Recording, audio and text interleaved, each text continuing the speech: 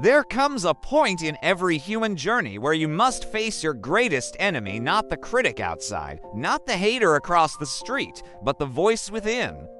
That voice that says, "I know better, I can handle it on my own."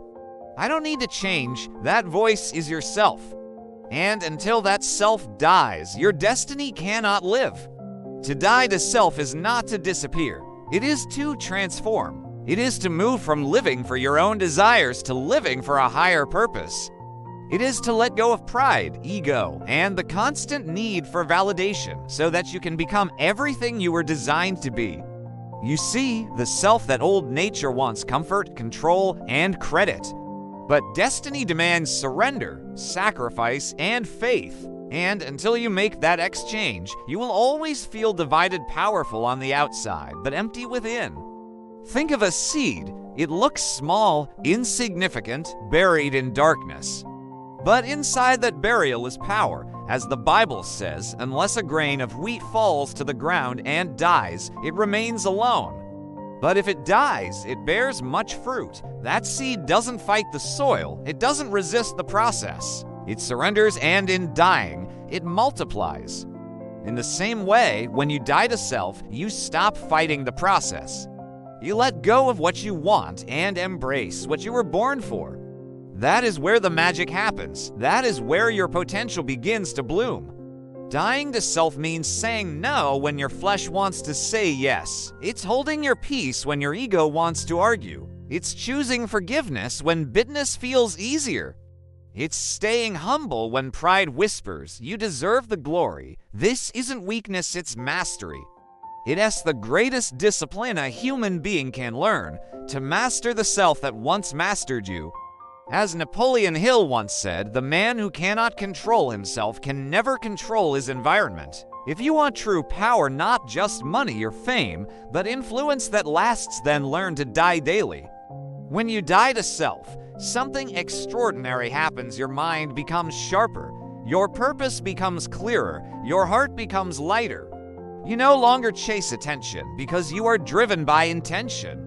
You no longer crave applause because you are anchored in your assignment. You no longer fear failure because you are focused on faith.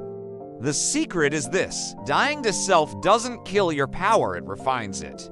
It doesn't end your dreams, it purifies them. Because every time you lay your desires on the altar, you make room for divine fire. Look through history. Every person who achieved great things had to die to self first. Moses died to his identity as an Egyptian prince before he became a deliverer. Joseph died to his pride in the pit and the prison before he could wear the crown. David died to self when he walked away from Saul's spear instead of fighting back because his destiny was greater than revenge. And the ultimate example, Jesus died to self in Gethsemane when he said, "Not my will, but yours be done." That wasn't weakness. That was the highest form of strength, obedience. You may be in your own Gethsemane today. Maybe you're facing betrayal, being misunderstood, or in a season where everything you built seems to be falling apart. Don't run from it. Don't resist it, because what looks like death may just be the preparation for resurrection. A great plan never involves pruning what isn't meant to multiply. You are never broken if there isn't an intention to bless. You are never called to die to self unless a new life is being prepared for you. To die to self means you are done letting your emotions rule your destiny. It means you stop being driven by offense, envy, and insecurity. It means you stop letting people's opinions control your direction. You declare, "I will not let the old me define the new me. I will not let yesterday's mistakes imprison today's progress. I will not let pride destroy what humility can build." This is the moment where you rise. This is where you cross from selfish living to purpose-driven living. The butterfly cannot emerge unless the caterpillar dies. Gold cannot shine unless fire burns away the impurities. And you cannot reign unless the old self is crucified. The process hurts, but it is holy. The breaking feels brutal, but it is beautiful. Because what dies in surrender will rise in strength. So today, die to fear and rise in faith. Die to doubt and rise in courage. Die to pride and rise in purpose. Die to anger and rise in love.